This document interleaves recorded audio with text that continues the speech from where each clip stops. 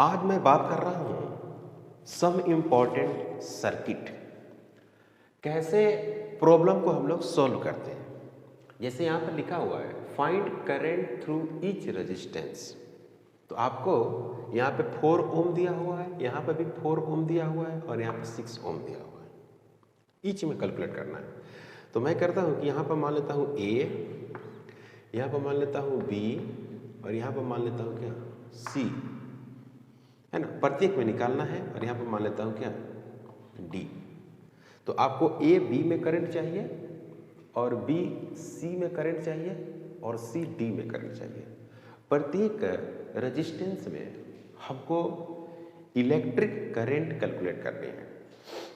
तो ये देख रहे हैं ये पोटेंशियल है आपको। तो यहाँ पर क्या है कि ये करंट जो है इसमें इस तरह से निकालेगा, तो ये जो है इधर करंट निकालने की कोशिश करेगा, लेकिन 4 वोल्ट का ये है और ये कितना है 2 वोल्ट का। तो जो नेट पोटेंशियल होगा इसका, नेट पोटेंशियल वो 4 वोल्ट माइनस 2 वोल्ट होगा और उसकी फाइनल डायरेक्शन इधर होगी। इसमें तो कोई प्रॉब्लम नहीं है। ओके, तो इसको हम क्या कर सकते हैं इस तरह से आई करंट, यहाँ भी क्या होगा आई ही होगी, ये पूरा वायर में वाई आई करंट होगी। अब बात यहाँ पर है कि यहाँ पे क्या होगी, है ना। तो ये सी है तो ये भी क्या होगी सी होगी, और ये बी है तो यहाँ पे भी क्या होगी बी होगी, है ना। तो आप ऐसे इसको लिख सकते हैं कि ये जो बी है इसको क्या करते हैं सेम पोटेंशियल कर देते हैं बी, तो इसको लिख सकते हैं बी और ये भी क्या हो गई बी, ठीक है ना, ये भी बी हो गई। और यहाँ पर हो गई मैंने हमको चाहिए ए बी, बी और बी में चाहिए और बी और डी में चाहिए। ओके, तो ये तो प्लेन वायर हो गया। तो जो पोटेंशियल यहाँ है वही पोटेंशियल यहाँ है और जो पोटेंशियल यहाँ है वही पोटेंशियल यहाँ है। क्लियर। तो इसका नाम 1 और इसका नाम क्या देते हैं 2। तो यहाँ पर लिखेंगे कि now potential at B1 and B2 are same. Now potential at B1, potential कहाँ पर है B1 and B2 are same.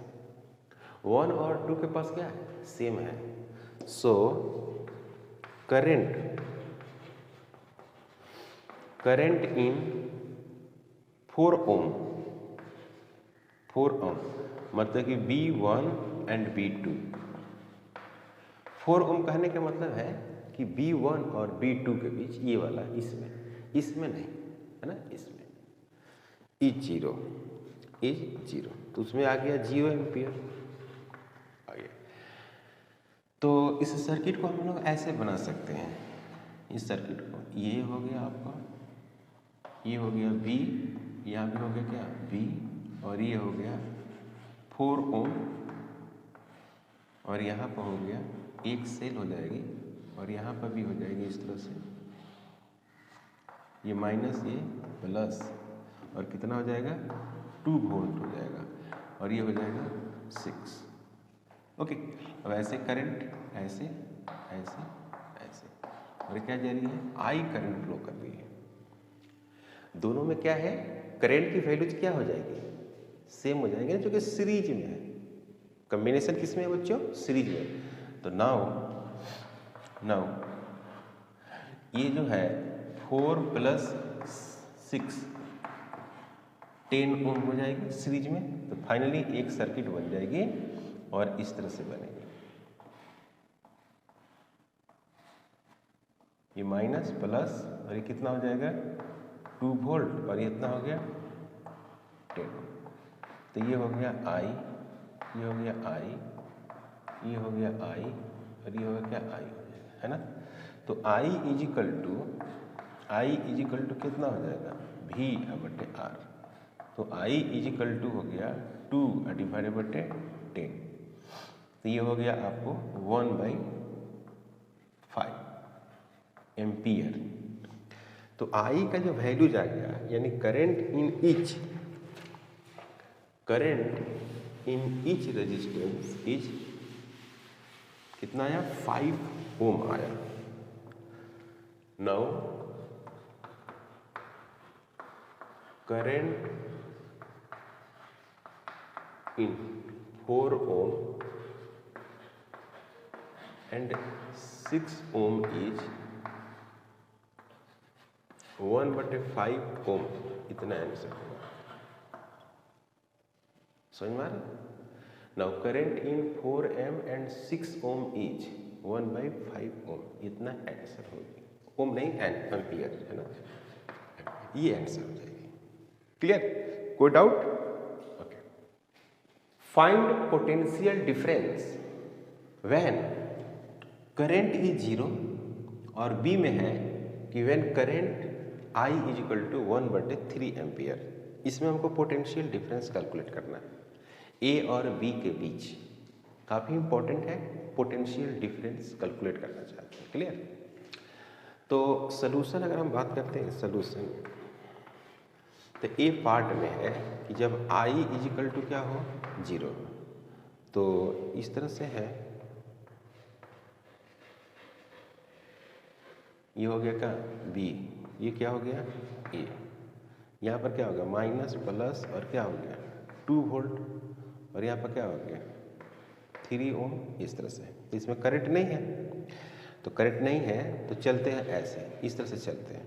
तो यहाँ पर पोटेंशियल क्या है भी ए है, यहाँ पर क्या हो गया माइनस हो गया, -2 हो गया, यहाँ पर भी ए है, ऐसे चल रहे हैं तो यहाँ पर -2 हो गया। और इसमें क्या है, इसमें तो क्या है, इसमें तो करंट है ही नहीं, इसमें करंट है नहीं, इसमें करंट है और उसकी डायरेक्शन किधर है, इधर है ना। इसमें करंट है पहला केस में आई, ये तो इधर होगा नहीं तो इधर हो सकता है, कोई तो हो सकता है करंट।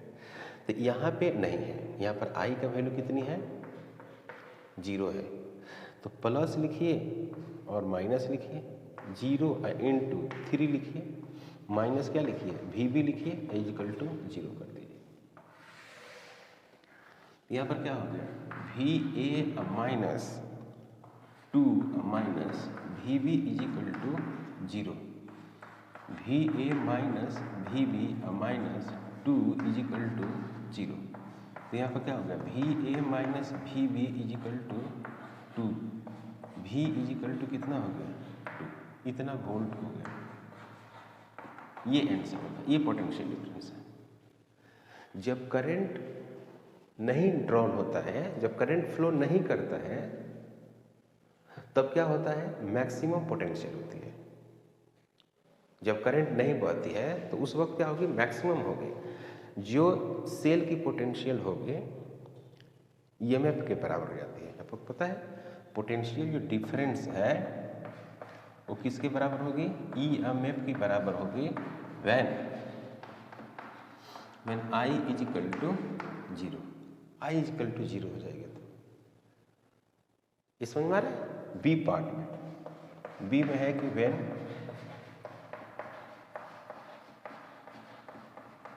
व्हेन करंट क्या करेगा फ्लो करेगा, जब करंट को फ्लो करेगा तब क्या होगा, when current flow, current flow कर रहा है तो क्या होगा देखिए, इसके तरफ करंट फ्लो रहा है ऐसे, तो जाएंगे ऐसे ही। अगर डायग्राम बनाना चाहते हैं तो बना सकते हैं इस तरह से,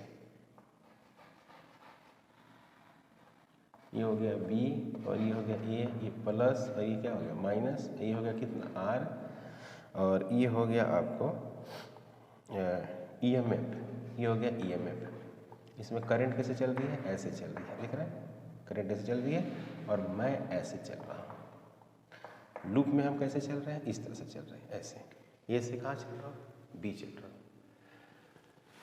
ए से बी चल रहा हूँ। तो ओके, तो ए से बी चलेंगे तो क्या डायरेक्शन, वैल्यूज कैसे लिखेंगे हम कल कैलकुलेट करेंगे। तो इसको लिखेंगे वी ए माइनस ई, और अपोजिट डायरेक्शन में है प्लस आई और आर, फिर क्या लिखेंगे minus V B is equal to 0। इसमें माइनस कॉमन लेते हैं, वी ए माइनस ऐसे कर देते हैं, तो E minus I R minus V B is equal to 0। तो वी ए है ना, V A minus V B is equal to E minus I R. ये हो गया V is equal to E minus I R. तो E का value कितना है, 2 है, आई का वैल्यू 1/3 है, स्मॉल आर। ये 3, ये और ये कट जाएगा, तो बचेगा 2 माइनस 1, यहाँ पर बचेगा 1 वोल्ट। ये हो गया आंसर। पोटेंशियल जो डिफरेंस होगा वो कितनी हो जाएगी, 1 वोल्ट होगी। और पहले वाला में कितनी थी, 2 वोल्ट थी। तो पहले वाला में मैक्सिमम है और दूसरा वाला में क्या है, मिनिमम है। क्लियर, यहाँ तक तो कोई डाउट नहीं है। Okay, electrical instruments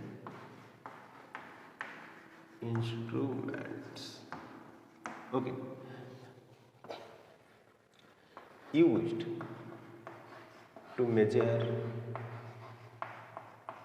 used to measure the electric current,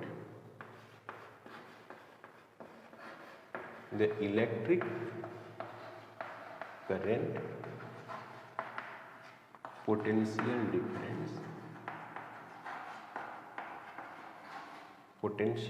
difference,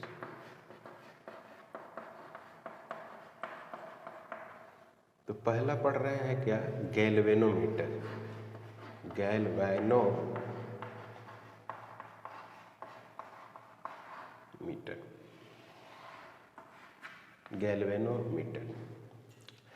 तो it is very sensitive,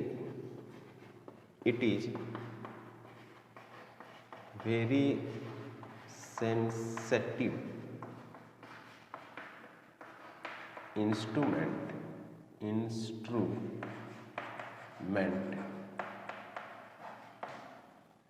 which detect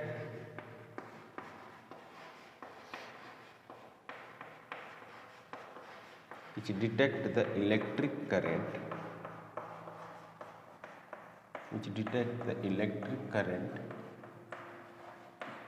in the circuit,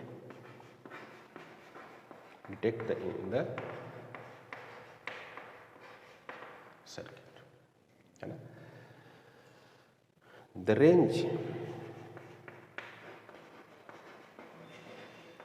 range of current from ampere to, है ना, where ampere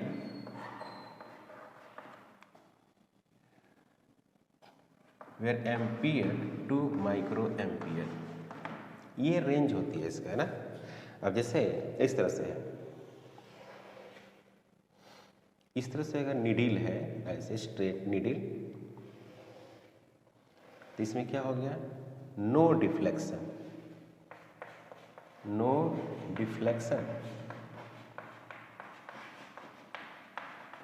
no current, no deflection, no current, जैसे Ig equal to 0। इसमें कोई deflection नहीं show कर रहा है। ओके, तो क्या कहेंगे कि इसमें इलेक्ट्रिक करंट भी नहीं है। अगर Ig का वैल्यू 0 न होकर कुछ वैल्यू हो रहा है, तो आप कहेंगे कि इसमें करंट है। तो Ig क्या है, Ig current in galvanometer, Ig जो हो गया वो हो गया करंट इन गैल्वेनोमीटर। Ig है, Ig current in galvanometer. Okay, तो अगर इस तरह से है,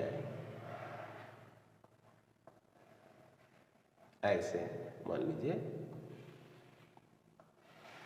ऐसे,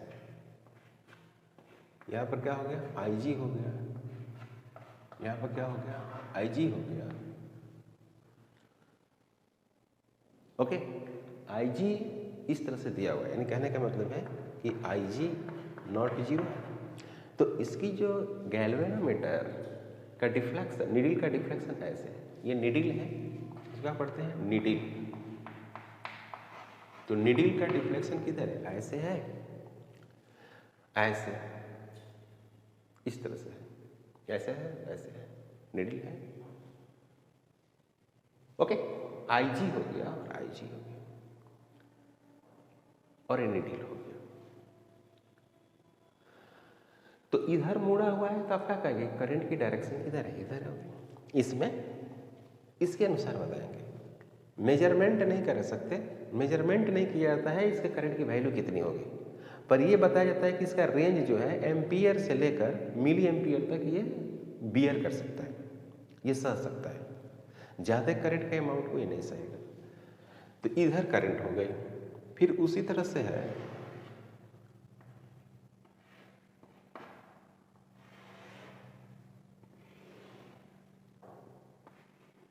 ये हो गया, ये हो गया क्या? आईजी हो गया। ये क्या हो गया? आईजी हो गया।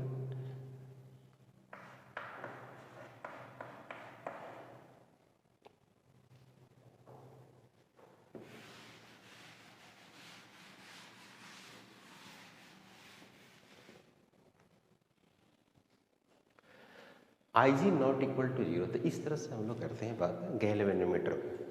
तो गैल्वेनोमीटर और बहुत सारी अभी ना पढ़ेंगे हम लोग, इसमें इंस्ट्रूमेंट्स पढ़ेंगे। तो अब पढ़ने जा रहे हैं क्या? संट। संट को हम लोग पढ़ते हैं। संट क्या है?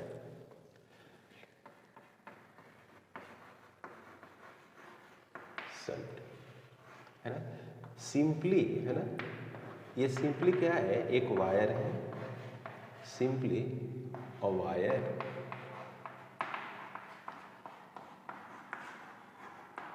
which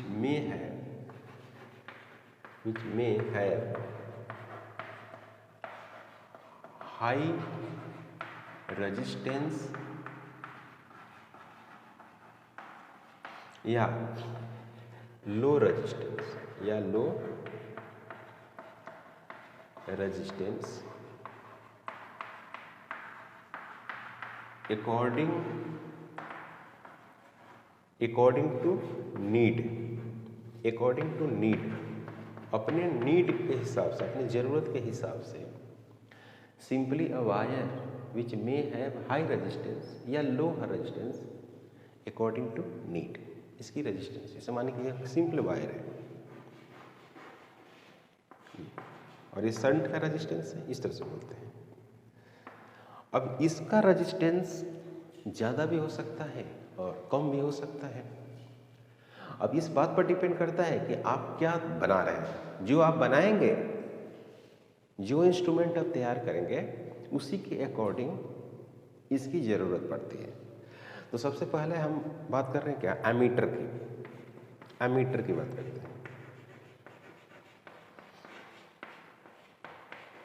एमीटर, इसको क्या करते हैं? मेजर करता है electric current. Measure electric current, measure electric current in ampere.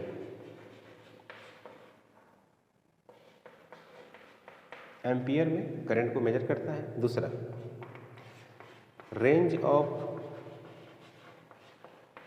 Of measurement of current, range of measurement of current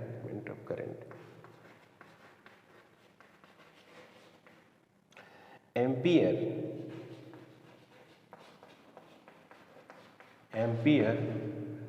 to milli ampere,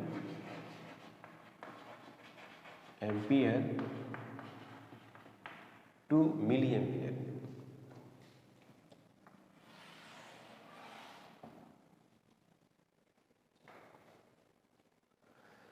measure electric current in ampere, range of measurement of current ampere to milli ampere.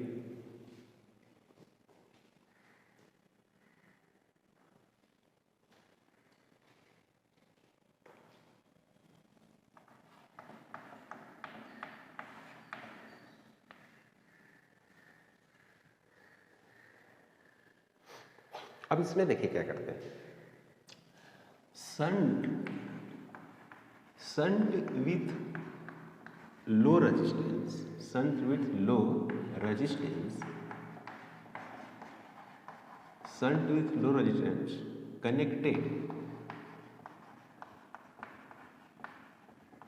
connected in parallel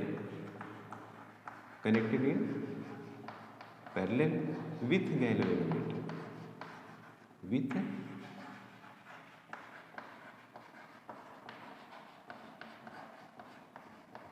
galvanometer. Shunt with low resistance connected in parallel with galvanometer, ठीक है ना। Galvanometer से क्या करते हैं, connect करते हैं, है ना, गैल्वेनोमीटर से कनेक्ट करते हैं पैरेलल में। तीसरा, अमीटर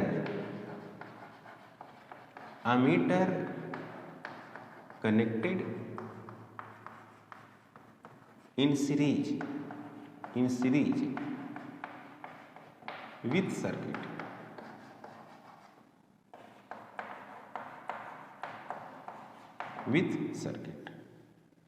सर्किट से उसको किस में कनेक्ट करते हैं, सीरीज में। जैसे ये हो गई एक रेजिस्टेंस, ओके, ये हो गया अपना क्या, सेल, माइनस और प्लस और भी, ओके, रेजिस्टेंस हो गया, और यहाँ पर क्या करेंगे, कनेक्ट करेंगे।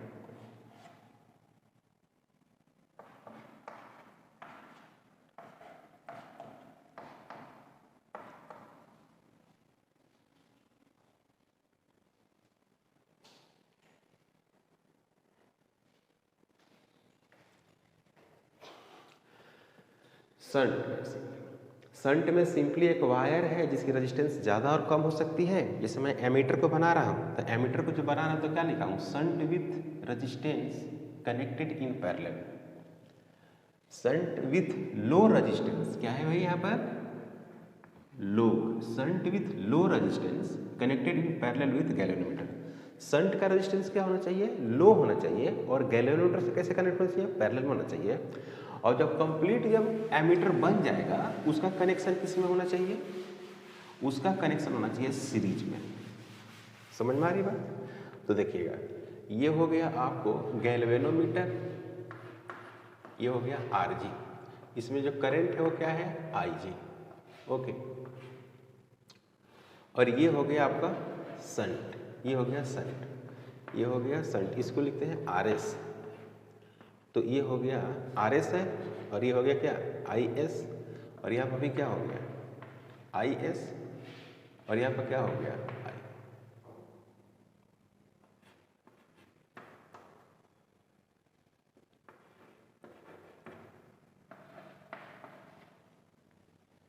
ये हो गया ऐसे।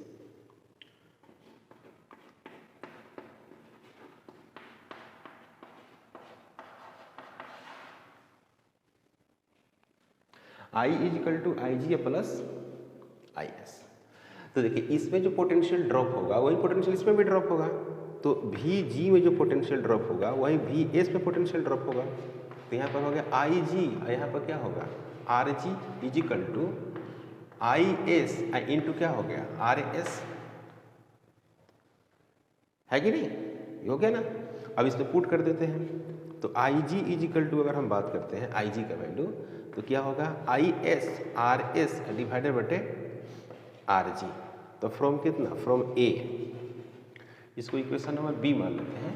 तो फ्रॉम ए से अगर हम बात करें तो क्या लिखेंगे, आई इजिकल टू आई जी। तो यहाँ पर क्या होगा, R S R S R S, और यहाँ पर क्या होगा, आर जी प्लस क्या हो गया, आई एस, ओके। तो यहाँ पर होगा क्या, आई इजिकल टू आई एस, और यहाँ पर क्या होगा, आर एस, यहाँ पर क्या होगा, आर जी, और प्लस क्या होगा, 1।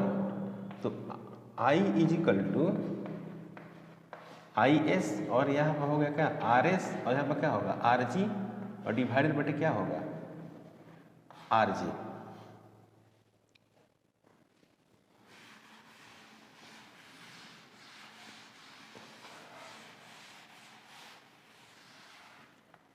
ओके, तो यहाँ पर हो गया क्या, आई एस इजिकल टू, यहाँ पर क्या हो गया, आई हो गया और आर जी हो गया, आर जी, और डिवाइडेड बटे क्या हो गया, आर एस प्लस क्या हो गया, आर जी हो गया।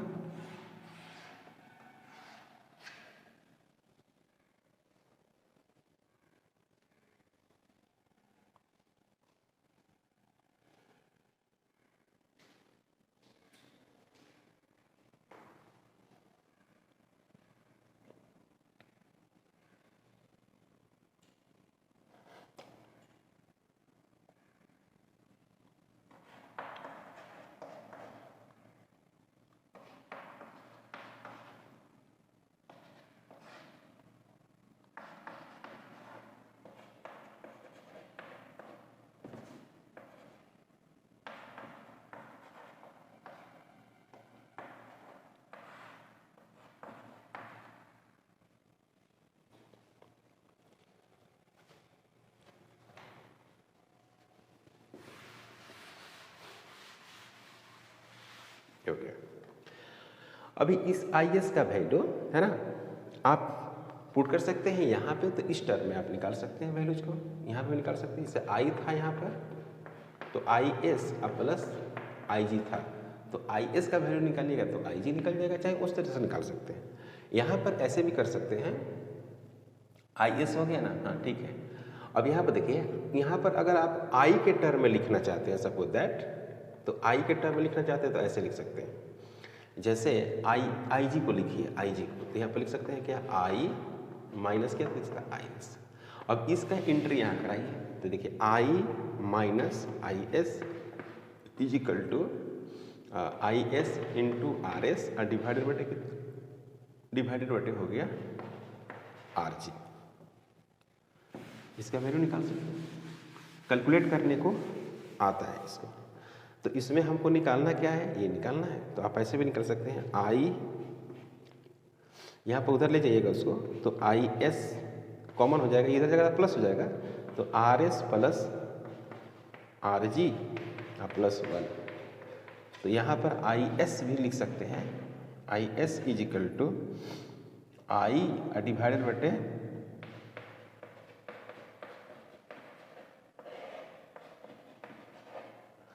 आई एस इज इक्वल टू